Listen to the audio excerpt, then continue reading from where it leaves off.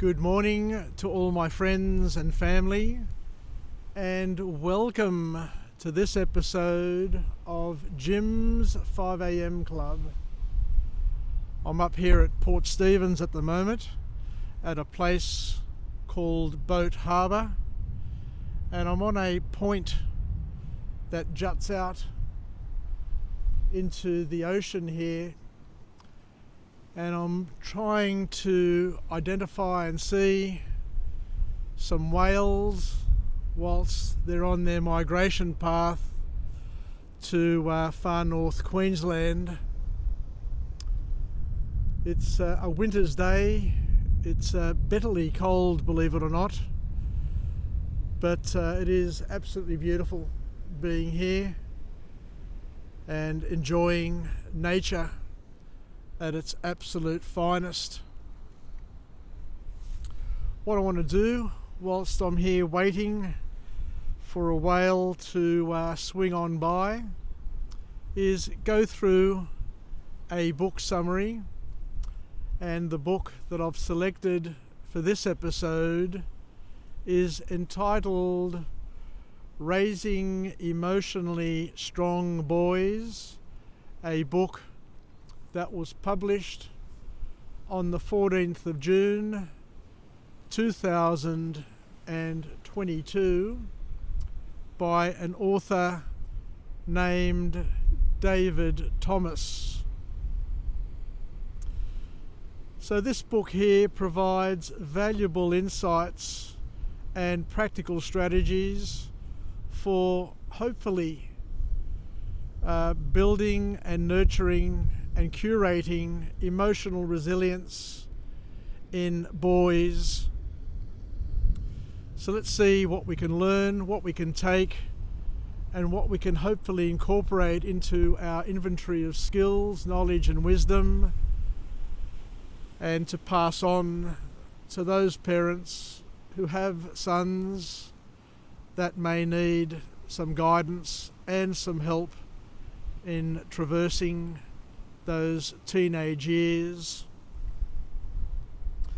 So the first key message to come from this book is where we need to, wherever possible, encourage a thing known as emotional expression in boys.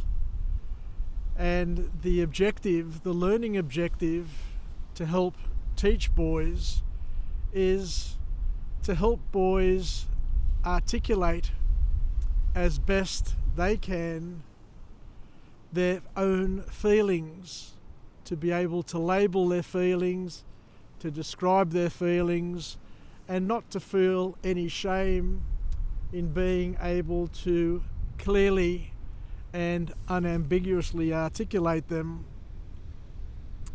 And the practical lesson that comes from this is that we need to create a safe space for boys to be able to talk about their feelings and emotions. And in order to do this, in order to encourage this, one of the suggestions that comes from this author is to use open-ended questions as well as active listening to encourage them to express their feelings without a sense of judgment. Because one thing that boys don't want is to be judged about what they say and how they say it, and be ridiculed, of course, and talked down to and made to feel second rate. The next message to come from this author is where the author talks about modelling emotional intelligence, actually showing children what it's all about through our own behaviours and actions. The learning objective is to demonstrate, to show healthy emotional behaviour to the boys that surround you. And the practical lesson is to show boys how to handle emotions by modeling emotional intelligence in your own life. Talk about your feelings and how you manage them in a healthy and a productive way is the key lesson from this book. Along the way, the other things that we need to do with the boys around us is to teach them problem-solving skills, because everybody is going to encounter their fair share of problems throughout their lives, many of which will be able to deal with them, solve them and manage them. But there's also going to be quite a few people who won't know where to start and what to do, and may get overwhelmed with their problems. I can just see a whale out there just spraying as it's moving up the coast. I saw one a little bit earlier breaching, but haven't seen too much activity, unfortunately. We need to equip boys with strategies to handle their challenges.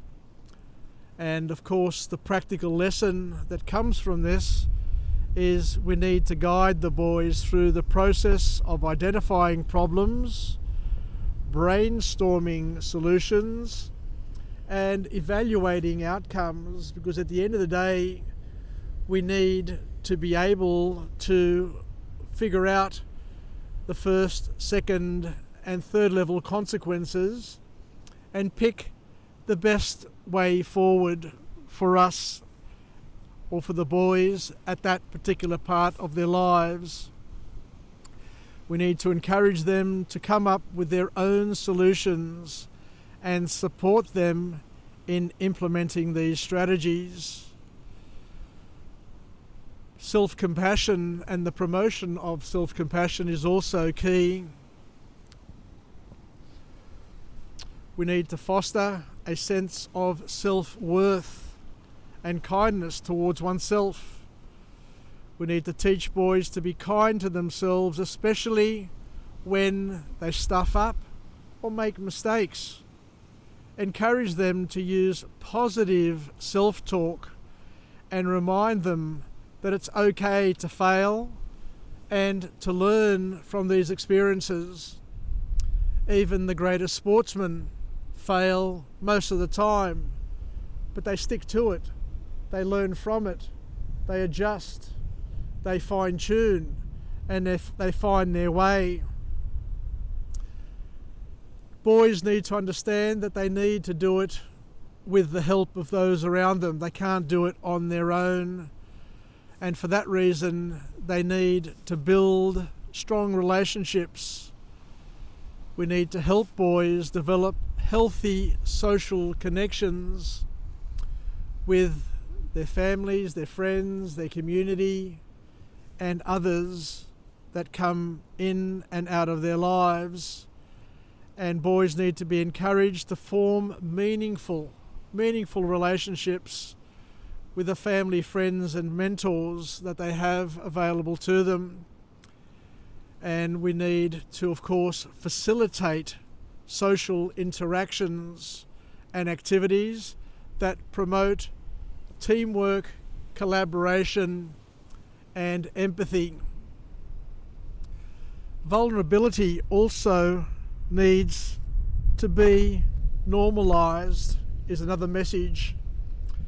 We need to break the stigma around vulnerability, and the practical lesson that we look at is to discuss the importance of vulnerability and share examples of people who exhibit strength through vulnerability, reassuring boys that it's okay to show their true selves and to ask for help when needed. We need to foster independence, encourage boys to take responsibility for their actions, and to provide multiple opportunities for the boys to make decisions and to take responsibilities for appropriate activities for their age, and to support their efforts and celebrate their successes and efforts. And the last key point is that we need to educate our boys about gender stereotypes and to challenge harmful stereotypes and promote equality. Having conversations about gender stereotypes and their impact on emotional expression is important, and we need to encourage boys to defy the negative and unproductive stereotypes and allow them to be themselves and supporting others in doing the same as well. All of this needs to happen to the boys around us, and we need to encourage physical activity and multiple opportunities for boys to build their confidence and their competence at the same time. So thank you very much for joining me on this episode of Jim's 5am Club, where I'm up here at Boat Harbour on the point overlooking the ocean. I've seen a few whales come through, but I don't think I've been able to capture them as well as what I was hoping for on this video. But there will be other opportunities, and I hope to give you some better captions. Take care, everybody. Yassas, and bye for now.